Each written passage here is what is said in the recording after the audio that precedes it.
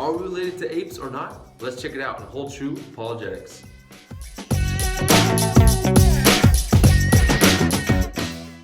Daniel Storm here. Welcome back to Hold True Apologetics, where we seek answers to tough questions.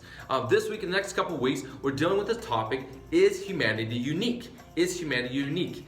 And we're going to look specifically today and next week as is humanity just evolved from apes? Is humanity just evolved from apes? Today we're going to be looking at the fossil record. Does a fossil record indicate that we evolved from apes? Let me start off with a quote from you by a man named Ronald Wellington, and he's an anthropologist. He stated this, talking about human evolution. He was saying that human evolution was arguably the most complete sequence of fossil successions of all mammals in the world. No gaps, no lack of transitional fossils. So when people talk about the lack of transitional fossils or gaps in the fossil record, it is absolutely not true. This is a very bold statement he's stating. And what is he actually saying? He's saying that, well, the evidence of the fossil record shows clearly that apes evolved into humans. That's what he says. And he's saying if you disagree, you are wrong. That's what he's saying. Well, we're going to question his strong statement, and we're going to look, what does the fossil record actually show, and what can we conclude from the fossil record? Can we conclude what he does, or is there a different conclusion that it seems to point towards?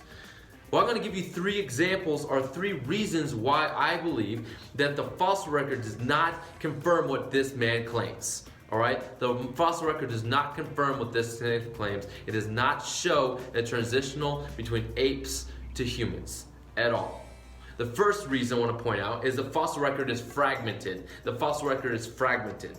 The National Geographic stated that basically all the fossils that you could find of humans during a certain time period, they say you could put them all in a small shoebox and still have room for a good pair of shoes. In other words, they're stating that we don't have a plethora of fossils. We have a very limited amount of fossils, so limited, they gave the example you can stick them all in a shoebox. All right, so we have a very limited amount of fossils that we actually can use.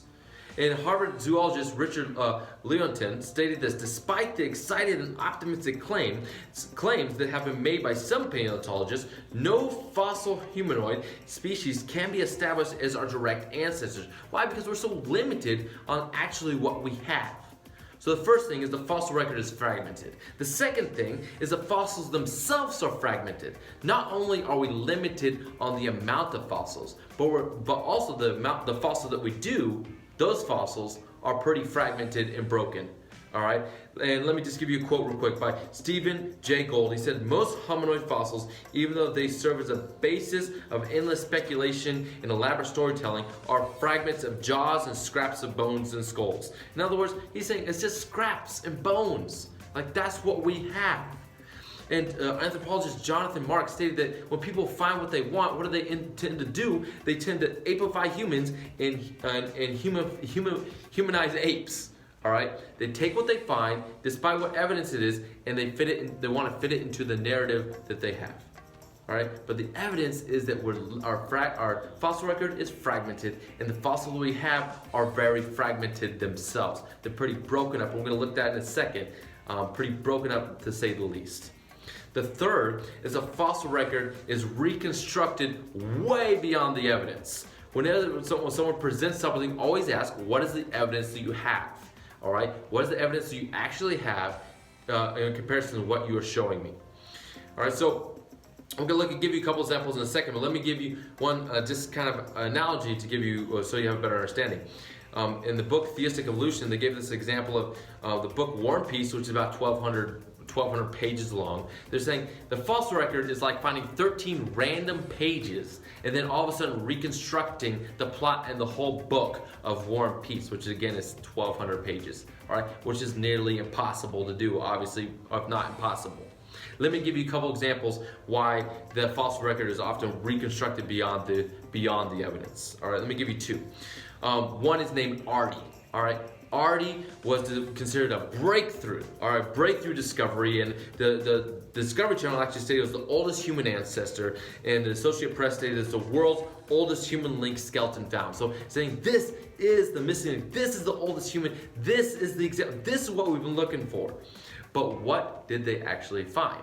Science Magazine states that the bones were soft, okay, were crushed, squashed, okay, chalky, okay, that's pretty bad. And later on, it was stated that the skeleton was nearly crushed to smithereens. Do you hear these words? Say what they actually found was crushed, smashed, soft bone fragments. And all of a sudden they construct this whole thing. Now it seems to be going beyond the evidence that they actually have. And Burton Woods concluded that Artie was most likely just an ape and not related to humans at all. And Time magazine later concluded that the hype around Artie was a little overblown. The second example I want to give you is the most popular example, which is Lucy. Lucy is often stated to be, look at this is the missing link. How it has been stated this is the missing link. See, this is the link between humans and apes we've been looking for. Well, let's look. What did they actually find? Well, they found about 40% of bones, all right? Don Johnson, though, it's an interesting note. Don Johnson, the one who discovered Lucy, found the bones scattered over a hillside. Not all together, but scattered. That's an interesting note because in 2015, one of the vertebrae that they found with Lucy, that was supposed to be Lucy's, was actually a baboon vertebrae. Why is that important? Because when they found that and discovered it as part of the baboon vertebrae, they're like, wait a second. Maybe this is not just one species we found, all right? Maybe there's multiple species here and we've just reconstructed something that we want. And paleontologist Lee Berger stated that Lucy's face was just most likely a modern chimpanzee, not a human, a modern chimpanzee. Later, someone stated that she was ape-like or a knuckle walker, all pointing to an ape, not a human, and not a transition between. So, what does the fossil record show? What we have with the fossil record really lacks the evidence that this man, Wellington, in the beginning claims. There is lack of transitional fossils, there's lots of gaps, and the evidence is lacking for the claims that they make. What we do have is ape fossils and human fossils, but no in between. We have ape fossils and human fossils and no in between, which seems to contradict the claims that they make.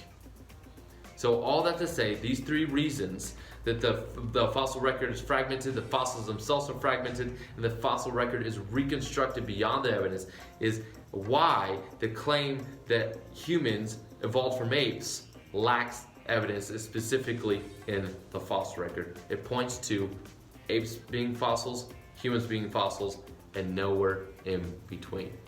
Right, I hope to see you guys next week so we dig more into this topic.